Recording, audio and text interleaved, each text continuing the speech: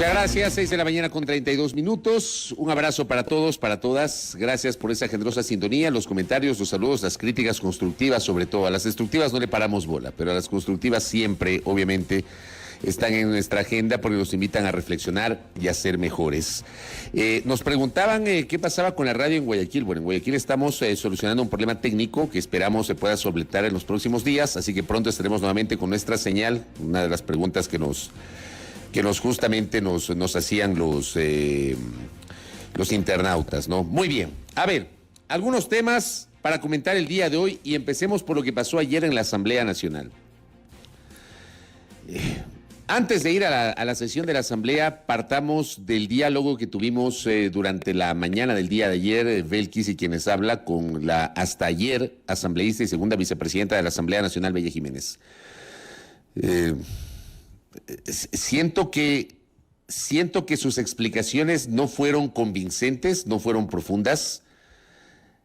Creo que erróneamente aplicó una estrategia de que la mejor defensa es el ataque, cuando lo que correspondía era que presente sus descargos, pero con absoluta profundidad, con absoluta precisión, sobre temas que están allí en el tapete de la discusión. Y hay algo que me llamó la atención que dijo la asambleísta Bella Jiménez, que le dijimos aquí en el curso de la entrevista con Belkis. Ella decía, y lo sostuvo también ayer en su presentación en la Asamblea Nacional, que claro, cuestionó al partido que la acogió, al partido por el cual fue candidata y al partido por el cual justamente llegó a ser legisladora para este periodo. Y cuestionó al asambleísta que lidera esa bancada, señalando que lo que se pretendiera era sacarla a ella del camino para poner a otra persona, y mencionó nombres como los de dos legisladoras, una de las cuales va a estar más adelante con nosotros, Yesenia Guamaní y Joana Moreira, esta última integrante del Consejo de Administración Legislativa CAL, que supuestamente la intención de la ID sería ubicar a una de estas dos mencionadas legisladoras como segunda vicepresidenta en su reemplazo. Pero yo pregunto, digo, estos argumentos a ratos se caen de maduros. Antes de que estalle el escándalo, que el escándalo no lo publica o no lo hace público ningún legislador. El escándalo aparece en un portal, en el portal La Historia. Allí es donde se publican las primeras revelaciones de supuestos actos de corrupción atribuidos a la hasta ayer asambleísta Bella Jiménez. Pero antes de esa publicación, Bella Jiménez ejercía la segunda vicepresidencia de la Asamblea Nacional y era asambleísta por Izquierda Democrática. Si ella pertenecía a la ID, ¿cuál era el objetivo de la ID para sacarla del camino? Si ella pertenecía a esa bancada, porque es después de este escándalo cuando la bancada decide separarla y deciden la expulsión de la mencionada legisladora. Entonces no encuentro un hilo conductor entre lo uno y lo otro. Yo incluso hice un símil, ¿no? O sea, yo entendería esa tesis si ella hubiese dejado la bancada antes, como ha ocurrido con otros legisladores, o hubiese tenido otros intereses, o qué sé yo. Pero es luego de esas publicaciones, sobre las cuales ella incluso demoró demasiado tiempo en responder, que se genera una acción por parte de su bancada y su bancada decide separarla, decide expulsarla. Y es allí cuando se empiezan a generar estas desavenencias. Entonces, no encuentro yo una relación entre lo uno, el afirmar que la Izquierda Democrática la quería sacar del camino cuando ella, antes del escándalo, pertenecía a esa agrupación política. Primer punto. Segundo punto. Y Belkis hizo notar, que creo que es un tema no menor, el comunicado de Bella Jiménez, que tardó, me parece, 2 o 3 días luego de que estalla el escándalo sobre las supuestas incorrecciones atribuidas a su accionar. Saca un comunicado señalando, digamos en buen romance, de que le habían hackeado o que habían mal utilizado sus equipos de comunicación, su correo electrónico, su celular, su WhatsApp, etc. En ese primer comunicado, la hasta ayer asambleísta Bella Jiménez no explicó, por ejemplo, que no era su voz la que se escuchaba en ese audio, en donde hay una voz femenina que se entiende era la de ella, aunque ella lo niega, señalando que puso al director de la Comisión de Tránsito del Ecuador. Que recordar el primer comunicado, siempre apelemos a la memoria y a revisar cada uno de estos pasos, cada uno de estos puntos. Entonces, si no era su voz, yo creo que ese mismo día ella debió haber salido a desmentir que no era su voz, que le estaban haciendo un montaje, que era falso que ella había pedido cargos al Ministerio de Transporte y Obras Públicas. Ella prefirió el silencio durante 2 o 3 días y luego sacó un comunicado que evidentemente, comunicado totalmente desatinado, sacándose el cuerpo, no admitiendo errores, echándole la culpa al equipo, diciendo que despidió al equipo, diciendo que han mal utilizado sus equipos, bla, bla, bla, bla. O sea, eso pasó. Y ayer Belkis hizo notar justamente el tema del comunicado.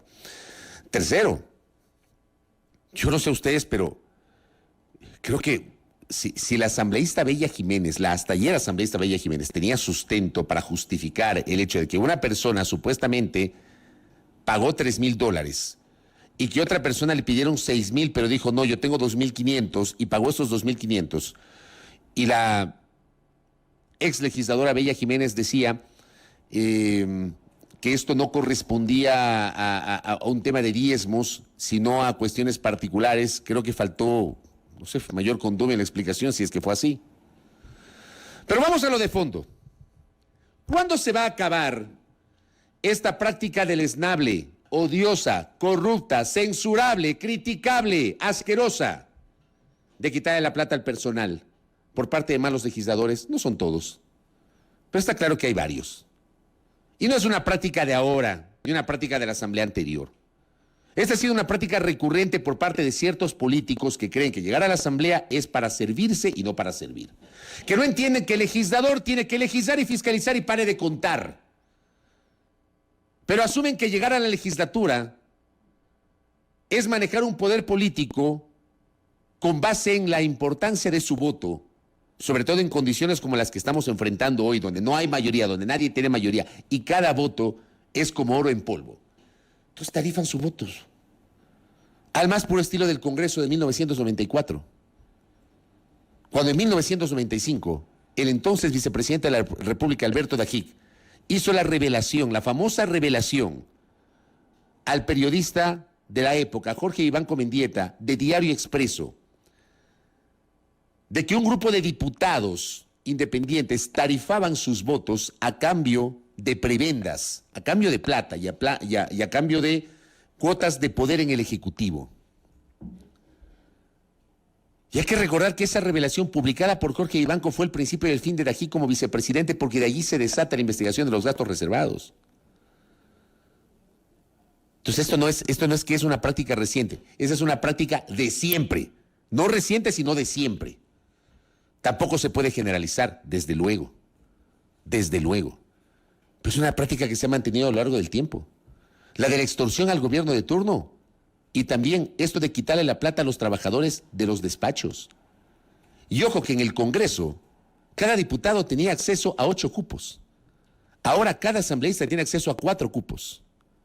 Un asesor nivel 1, que se supone es un profesional con título de al menos 3er nivel, que debe contribuir justamente a la preparación de las observaciones de los proyectos de ley, a los aportes jurídicos que tiene que tener un legislador, a apoyarlo en la tarea de fiscalización y control político, que son las actividades exclusivas, así lo dice la Constitución, a las cuales tiene que dedicarse un legislador. No a reunirse con ministros de Estado y pedir cuotas de poder. ¿Ya? Un asesor nivel 2 que no precisa necesariamente tener un título universitario de 3er nivel, pero que es un apoyo para el asesor 1. Y 2 asistentes administrativos, 4 cupos. En el caso de los miembros del CAL, desde la presidenta, los 2 vicepresidentes y los 4 vocales, tienen un número mayor de cupos, al igual que los presidentes de las comisiones. Pero se supone que ese personal tiene que ser un personal calificado, que apoye la tarea legislativa de cada uno de los parlamentarios. ¿Eso ocurre en la práctica? ¿O no? Esto que ha ocurrido nos vuelve de alguna manera a invitar a retomar una discusión que lamentablemente no germinó tras el escándalo de los diezmos de la asamblea anterior, en el sentido de establecer reglas para mejorar la calidad de los asesores parlamentarios o del equipo de trabajo, porque no todos son asesores, del equipo de trabajo del legislador. Pero resulta que aquí, yo en su momento lo dije, aquí ha habido casos a través de los cuales malos legisladores malos legisladores le quitan la mitad de la plata a su personal, bajo la condición de que solamente así les mantienen en el cargo. Así que traigo a colación esto porque luego de lo que ha pasado con Bella Jiménez, que creo yo fue poco consistente en sus pruebas de descargo y lo que se dedicó fue al contraataque contra sus detractores. Esto incluso a partir de la votación que alcanzó ayer su destitución, casi unánime. De 132 asambleístas presentes, 131 votaron a favor de la destitución. O sea, creo que ese no es un dato menor. O sea, de los 132, 131 no creyeron en la inocencia de la mencionada legisladora. No solamente los asambleístas de aquella tienda política que la cobijó y que auspició su candidatura, sino legisladores de prácticamente todas las bancadas. Hubo 5 ausencias. 5 ausencias. Y apenas una abstención. Y la única abstención, ¿saben de quién fue? De la propia Bella Jiménez, que no votó. Estuvo presente en la sala, pero no votó. Y su voto, entre comillas, fue contabilizado como abstención. O sea, ni siquiera ella votó en contra de su propia destitución. Estas cosas yo creo que deberían ser reflexionadas, pensadas, meditadas, argumentadas, discutidas con mayor amplitud por la sociedad. Pero ¿saben qué va a pasar? Que después de lo que pasó el día de hoy, se olvidarán, pues. Como pasó en el periodo anterior, donde presentaron un pedido de investigación sobre una veintena de legisladores, y para contentarnos a nosotros como sociedad, básicamente se dedicaron al caso de Norma Vallejo, sentenciada, María Alejandra Vicuña, que ya no había sido legisladora, pero que fue enjuiciada y sentenciada por su paso por la legislatura, y ahora mismo que se lleva adelante el proceso judicial contra Karina Arteaga, legisladora del periodo anterior. Del resto, como diría un buen amigo mío, naranjas agrias. Se olvidaron de la investigación, que así somos en el Ecuador. Siempre he cuestionado la selectividad para ciertos temas desde el tratamiento de la administración de la justicia, y este es uno de ellos. Debieron haber investigado a todos. Y si no encontraron pruebas, debieron haber explicado que no encontraron pruebas. Pero la investigación quedó ahí en el aire si es que alguna vez inició. No pasó absolutamente nada con el tema de los diezmos. Nada, nada. Y por otra parte, para cerrar el comentario sobre el caso de Bella Jiménez, vean, la famosa renovación debe ir acompañada de una renovación también de las prácticas. Pero ¿de qué sirve que lleguen nuevos personajes a la política con prácticas corruptas de ciertos segmentos de la clase política antigua? Prácticas corruptas. O sea, en lugar de reproducir las buenas prácticas que también han tenido buenos políticos, que también han pasado por la legislatura ecuatoriana, porque los ha habido, lo he citado en un montón de ocasiones, buenos políticos que han pasado por el Congreso Nacional y por la Asamblea Nacional. Lo que hacen es, con el pretexto de la renovación, llegan como rostros nuevos, como rostros frescos, y a la hora del té aplican las mismas prácticas tan cuestionables. Tan cuestionables. Una vergüenza. Digo, utópicamente, que esto no se quede en el aire, que haya una investigación más de fondo. Nos olvidaremos, porque de aquí en adelante seguramente empezarán a negociar a quién le corresponde la segunda vicepresidencia. Lo vamos a hablar más adelante con Yesenia Gomaní, que está con nosotros. A ver, ¿qué pasó ayer? No estoy hablando de la película, sino de la carta que el señor presidente de la República le envía a Diario El Universo. A mí me llamó la atención, me llamó poderosamente la atención los términos de la carta que le envía el señor presidente de la República a Diario El Universo. El presidente Lasso, que yo insisto, como lo dije la semana anterior, y aunque a alguna gente no le gusta, porque creen que los periodistas, o sea, yo a veces hay ciertos espacios que no los comprendo.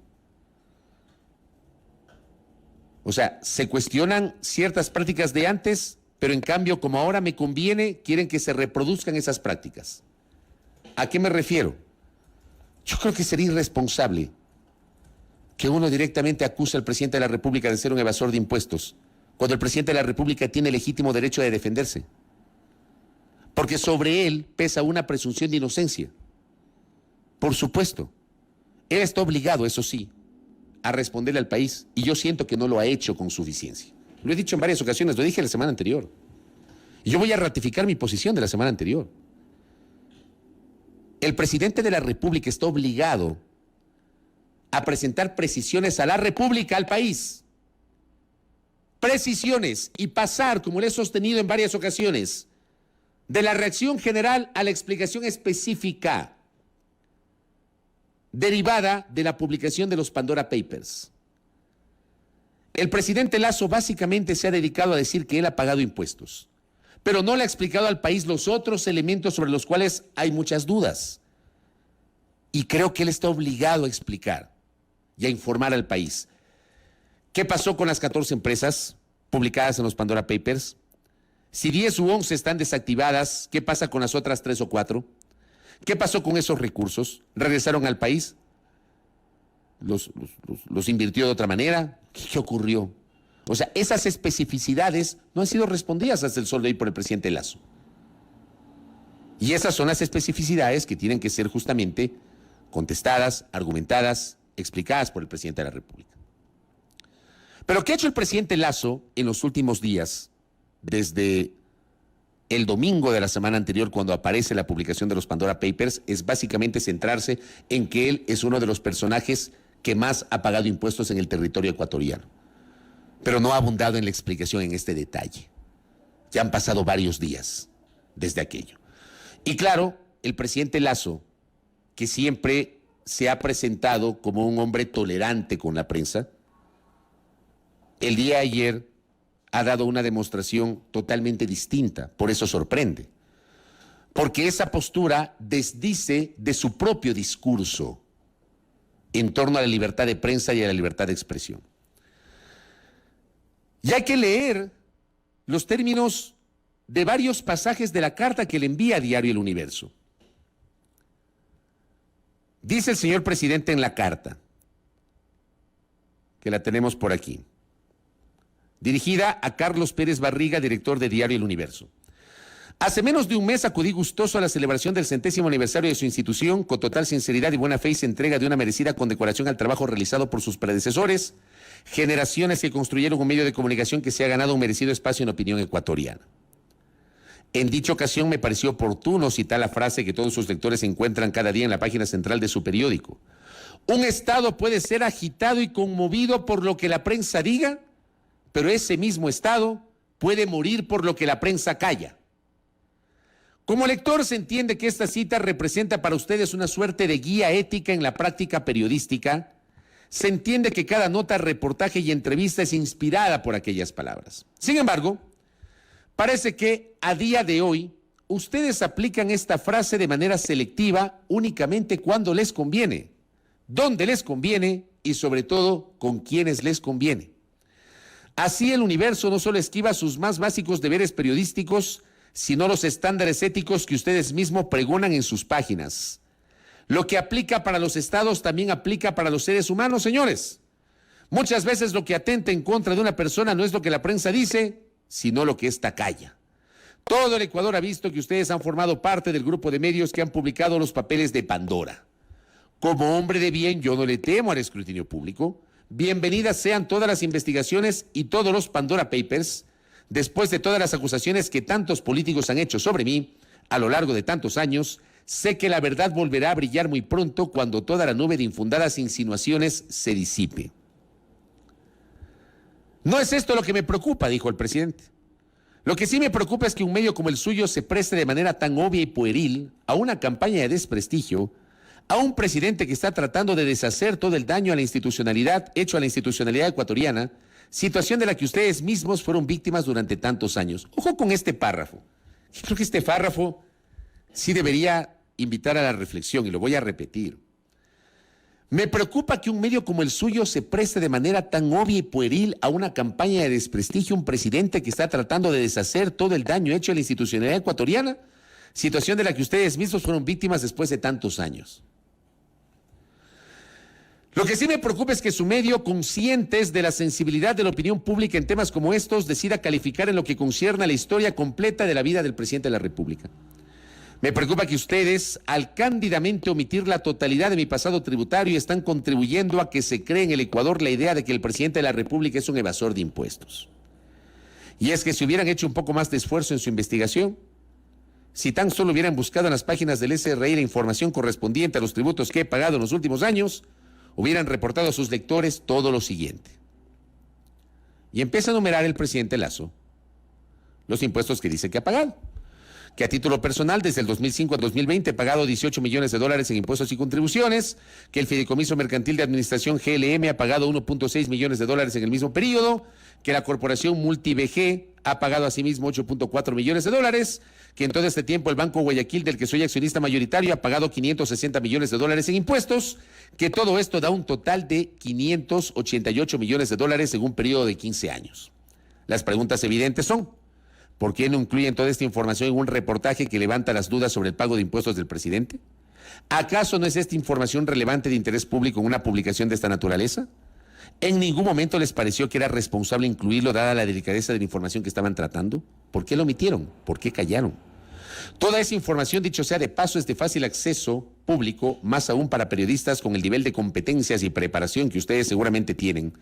No está a más allá de unos pocos clics de distancia. Adjuntos se encontrarán todos los cuadros que lo corroboran. Insisto, no es verdad que yo haya armado ninguna trama para evadir impuestos. Es ridículo, absurdo y hasta negligente sugerirlo, sobre todo cuando consto entre los primeros pagadores de impuestos en el Ecuador. ¿Cómo puedo ser evasor de impuestos y al mismo tiempo ser uno de los mayores pagadores de impuestos? Presentarme como evasor ya es indigno. No sé si el universo le presentó al presidente Lasso como evasor, dice. Presentarme como evasor ya es indigno y vergonzoso para los oportunistas que pululan y revolotean en la política ecuatoriana, pero viniendo de un medio con la trayectoria del universo es de lo más lamentable. En el evento de condecoración al que hice referencia anteriormente, pronunció una frase que fue recogida en sus notas periodísticas, así como por algunos de sus columnistas de opinión. La frase hace alusión a la necesidad de que la prensa frene los excesos de un poder desbocado como el que padecimos los últimos 14 años. Hoy, cuando ustedes callan, cuando ustedes no cumplen ni los estándares periodísticos que ustedes mismos se ponen, yo me pregunto, ¿quién los frena a ustedes? ¿Quién los frena cuando omiten información necesaria para que la opinión pública se forme un criterio completo? ¿Quién los frena cuando aquello que callan puede generar un grave problema no para mí, sino para la institucionalidad ecuatoriana? ¿Quién los frena cuando ustedes mismos caen en el juego de aquellos que socavaron los fundamentos de nuestra democracia? Y firma Guillermo Lasso Mendoza, presidente constitucional de la República. Yo pregunto, y he leído despacio, citando varios capítulos de esta misiva que le envía el presidente Lasso a Diario El Universo. Hacía falta esta carta pública, donde claramente el presidente Lasso se desdice de lo que él recurrentemente ha dicho respecto de la defensa de la libertad de prensa y de la libertad de expresión. Lo lógico no hubiese sido que el señor presidente de la República, en todo caso, pida o invoque el derecho a la réplica sobre las publicaciones, o convoque o solicite una entrevista, o ser recibido por el consejo editorial del periódico y presentar, obviamente, los documentos que él dice corroboran que es uno de los mayores pagadores de impuestos del Ecuador. Digo, hacía falta esto. A mí me parece, en lo personal, que esta misiva, en los términos que ha sido suscrita por el señor presidente de la República, termina desdiciendo todo aquello que él, desde que comenzó su carrera política, ha venido posicionando como su actitud frente a los medios de comunicación. Y por otra parte, en esta carta, creo que no hay dudas, porque quiera la página del SRI, como dice Lasso, no hay dudas de los impuestos que seguramente habrá pagado el señor presidente de la República por su actividad privada. Pero creo que ese no es el problema. El problema es la explicación sobre las desinversiones a las que estuvo obligado para poder ser candidato a la presidencia de la República con base en el resultado de una consulta popular de 2017 y una ley posterior que fue aprobada, la ley para la aplicación de esa consulta popular, que impide que personas que tienen inversiones, recursos, bienes, empresas en paraísos fiscales puedan aspirar a un cargo de elección popular. Y he planteado desde la semana anterior una serie de interrogantes, con respeto, como es nuestra característica, sobre justamente hacia dónde fue ese dinero, esos recursos, qué pasó con esos recursos. Y esas son las preguntas que no ha respondido el señor presidente de la República. Entonces, yo creo que esa carta me parece a mí que es absolutamente desatinada, inoportuna, y le abona un ingrediente de mucha más polémica a lo que está pasando hoy, porque siento que el presidente de la República, como lo comenté guardando las instancias hace minutos en el caso de Bella Jiménez, en lugar de explicar, van al ataque. La mejor defensa es el ataque, y eso es lo que de alguna manera nos deja el contenido de esta misiva. El Universo, el día de ayer, publica la carta, pero también una nota de la dirección. Y dice que el Consorcio de Periodistas de Investigación, una fundación para el periodismo colaborativo sin fines de lucro, recibió hace 2 años una filtración de 14 intermediarios offshore alrededor del mundo y la compartió con más de 600 periodistas que trabajaron más de un año en la investigación. La hora y fecha de publicación simultánea de la serie Pandora Papers se decidió en una reunión virtual en abril del 2021. Su objetivo fue develar el uso de estructuras offshore alrededor del mundo. En una misiva enviada el lunes 20 de septiembre pasado, el Consorcio Internacional de Periodistas de Investigación y El Universo pedimos una entrevista al presidente del Ecuador, Guillermo Lasso. Se le detallaron 8 temas relacionados con empresas offshore y 2 fideicomisos en Dakota del Sur. La respuesta llegó por escrito el 28 de septiembre. El contenido de la carta presidencial se incluyó en el reportaje publicado por este diario en el portal web al mediodía del domingo 3 de octubre y el lunes en la versión impresa como parte de los Pandora Papers. El título fue Guillermo Lasso se deshizo de entidades offshore antes de ser candidato. En ese artículo no se mencionó ninguna trama de evasión de impuestos ni se le acusó de ilegalidad alguna. Esa es la respuesta de Diario El Universo a esta carta que, insisto, desde mi punto de vista, totalmente inoportuna y que no abona a esclarecer un tema que tiene que ser aclarado por el presidente Lasso. Yo, como dije al inicio de esta parte del comentario, yo no voy a caer en el juego que han caído algunos, que me parece totalmente cuestionable, de ya decir que Lasso es evasor de impuestos. Ese no es el rol nuestro. Para eso tienen que estar las investigaciones y para eso hay que demandar que el presidente de la República, al ser el primer magistrado del país, le explique al Ecuador ¿qué pasó con esos recursos? Eso tiene que responder el presidente Lasso. Está obligado a hacerlo. Porque hoy ocupa la primera magistratura del país, porque hoy es el presidente de la República, porque ya no es un banquero común y corriente, porque no es un empresario común y corriente, es el jefe de Estado. Y él está obligado a responder ante la opinión pública, ante el país, ante los 17 millones de ecuatorianos, todas las interrogantes en torno a este tema y no quedarse solamente con el argumento de que no es un evasor de impuestos.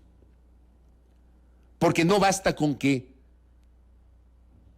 insista en la explicación general y no abunde en el detalle específico sobre qué hizo con esas inversiones.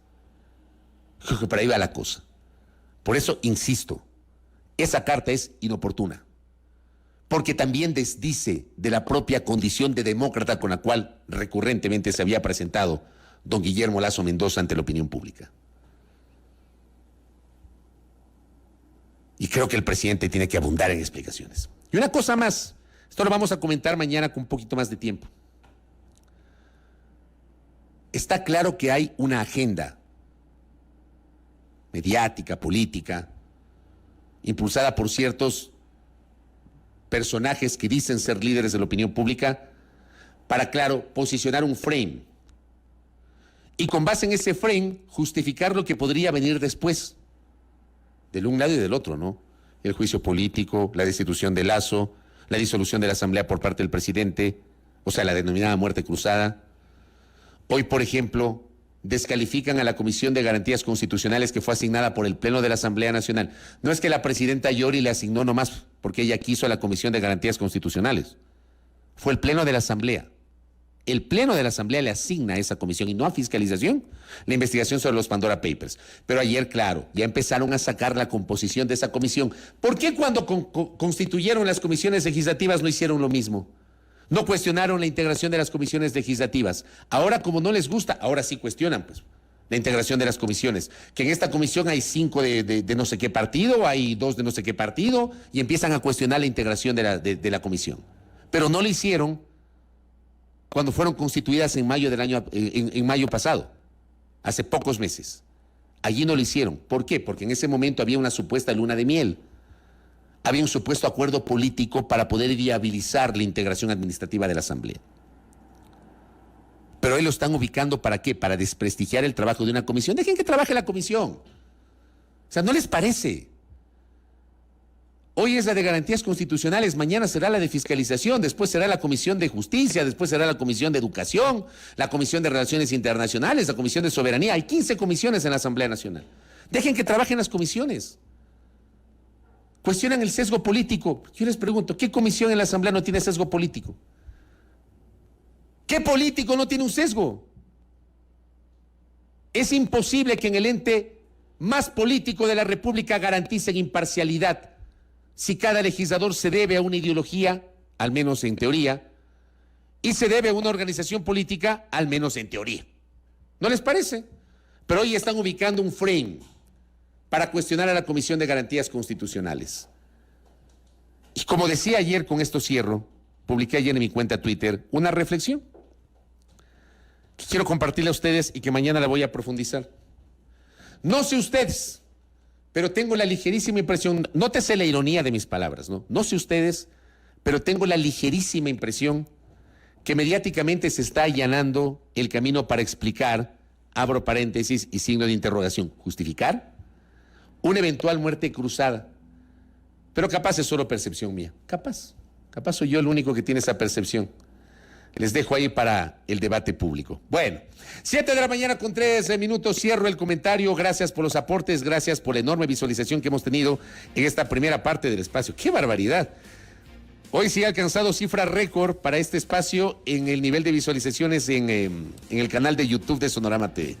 Hermoso, hermoso. Muchas gracias. Y hemos tenido igualmente nuestra habitual número de visualizaciones en nuestra transmisión de Facebook Live. Qué generosos son ustedes al compartir este espacio de noticias. Les alerto, vamos a dialogar en minutos con Yesenia Guamaní, asambleísta de Izquierda Democrática. Vamos a hablar sobre los temas parlamentarios y la destitución de Bella Jiménez. Luego tendremos un panel muy interesante con dos visiones totalmente distintas.